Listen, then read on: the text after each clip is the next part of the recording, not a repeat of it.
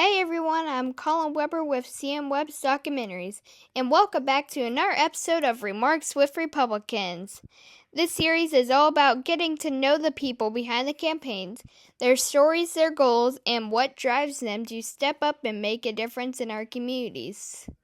Today I'm excited to sit down with Brad Beekman to talk about his vision of Illinois, what inspired him to get involved in public service, and how he hopes to bring positive change. Let's jump right on in.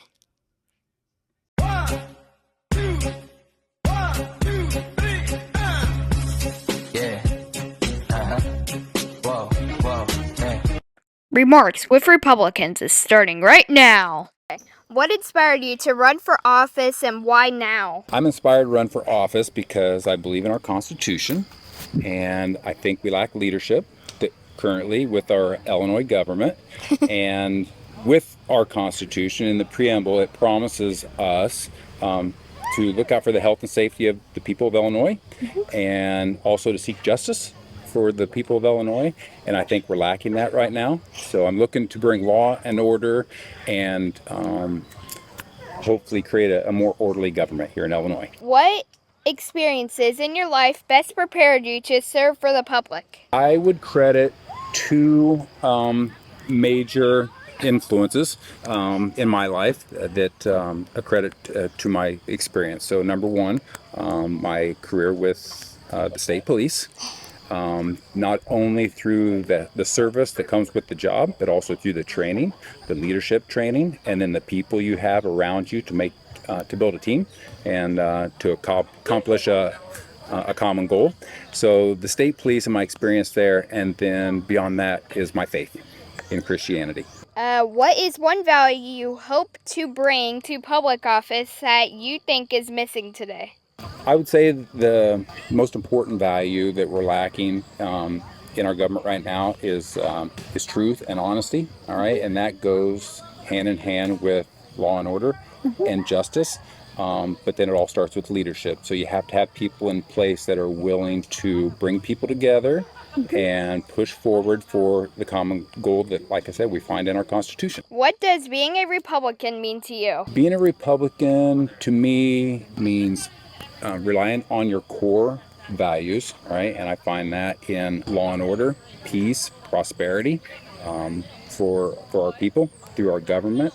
And being a Republican, I think focuses on the things that are important: a small government, our military, our local police, Second Amendment rights, First Amendment rights, free speech. So all those things that have already written, laid out for us in the Constitution, that's what I think is important to the Republican Party. How do your conservative values shape the way you make decisions? My conservative values always puts people at the center of all my decisions. So when I was in law enforcement, a lot of the ways I almost always made my decisions was putting myself in that people's place and position, and looking at how my decisions would affect those people, whatever circumstance they were in, but interjecting myself and looking at it from that perspective of how that's going to affect the people. Are there any national Republican leaders, past or present, who have inspired your approach to leadership? Yeah. So when I was first graduating high school and getting close to gear up for college, took my first political science class. Ronald Reagan was our president, and he was a Republican. And I almost connected with everything he said from early on. So I knew early on that I was going to align with the Republican Party. And some of those things that I mentioned earlier, Ronald Reagan really adhered to, and those things of peace and prosperity, law and order, and the Second Amendment rights, and the right to life, through his stance against abortion. So I aligned immediately with Ronald Reagan and his values. What are the top 2 or 3 issues you're focusing on in your campaign? So 3 issues that I identified in my campaign that I wanted to focus on was first law enforcement. Because of my background in the state police, I am opposed to the Safety Act. We need to repeal the Safety Act. We need to come back to the table and revisit our bonding procedures, the detention hearings that are currently being held, the catch and release that we're seeing right now, not holding people accountable. Those things are found in our Constitution. The promise of an orderly government and justice are not being followed. So my support for law enforcement and opposition of the Safety Act is first. Second is quality education. So my wife and my daughter are school teachers. My mother-in-law is a retired school teacher. My sister-in-law is a school teacher. And then I'm also on the Bushnell Prairie City School Board. So those things I feel help me to make decisions to focus on quality education, both from the financial side of it, through my experience with the school board, and then on the classroom side of it, because of my experience with my family being a teacher. And then finally, I support farmers and small businesses. So I own a small farm. I don't have any equipment, so I rely on farmers in the community to help me put my crops in, take my crops out, and then I also help them. I have my CDL license. I drive and I haul grain for them.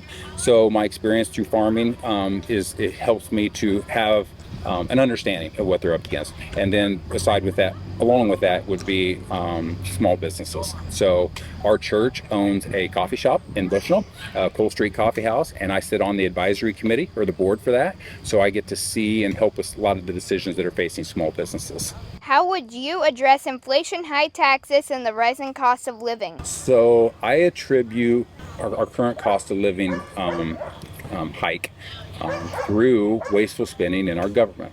So because our lawmakers are focusing on issues that are not helping the American people and the citizens of Illinois, and their budgets are including things that are not focusing on the right things that will bring cost of living down for the people in the state of Illinois. So, for instance, when they have an overinflated budget that gives money to other things, then we don't have money for the things we need.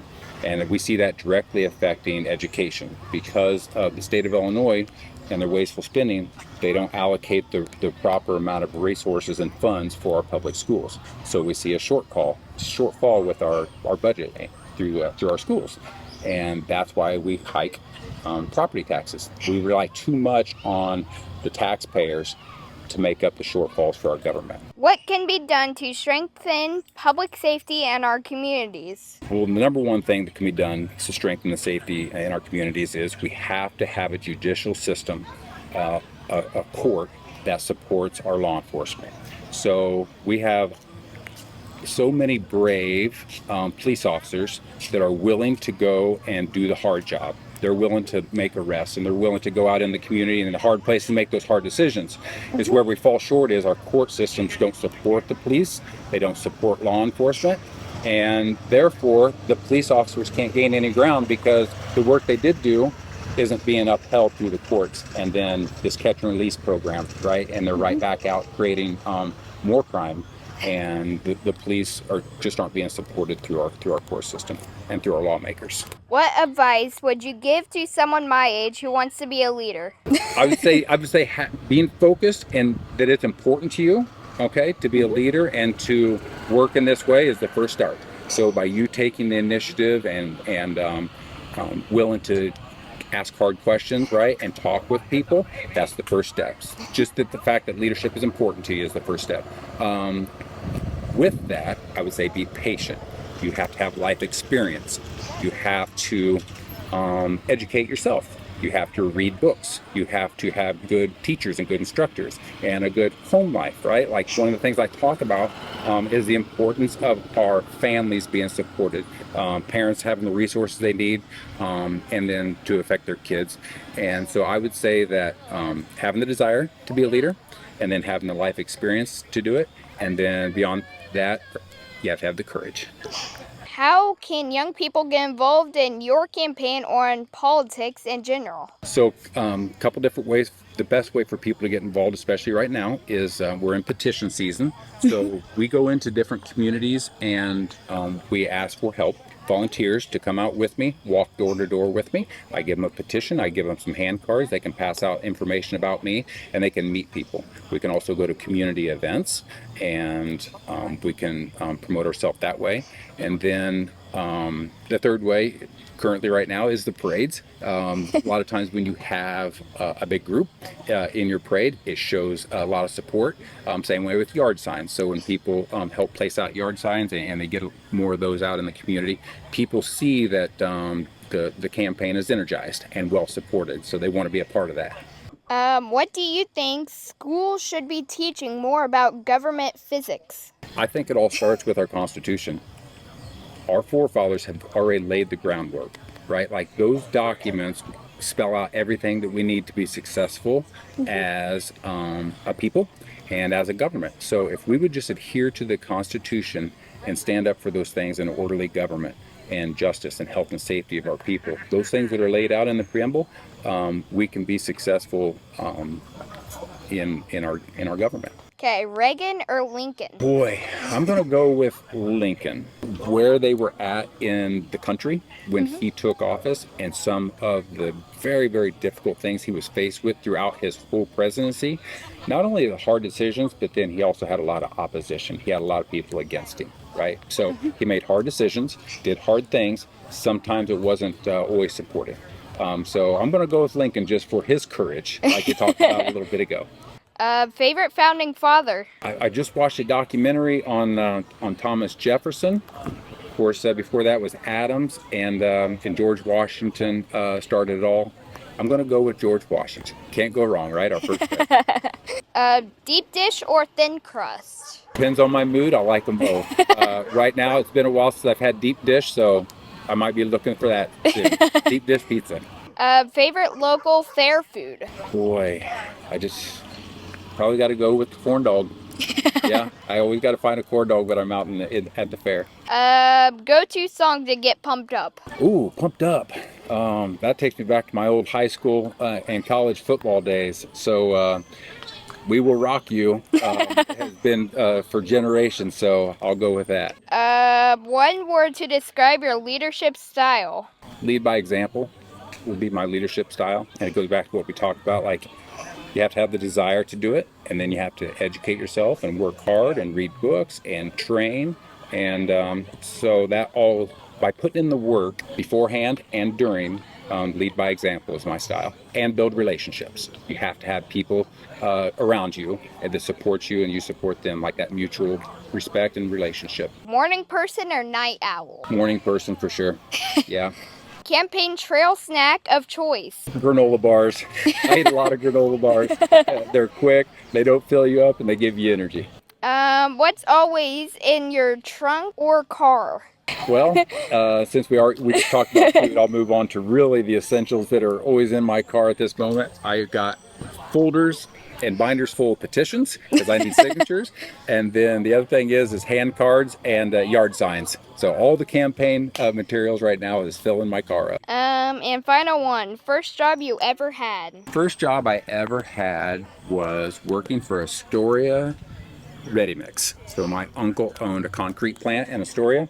As soon as I got my license at age 16, he said, I need you to come work for me. So I was busy mixing concrete, hauling gravel and sand and those things, and just working around the plant. And it was wonderful just because I got to work with my family, and it was just a good environment, good people, and it taught me, hard work. Thanks for speaking with me. Well, thank you for having the courage to come out and talk to people and ask hard questions. You did a good job. Thank you.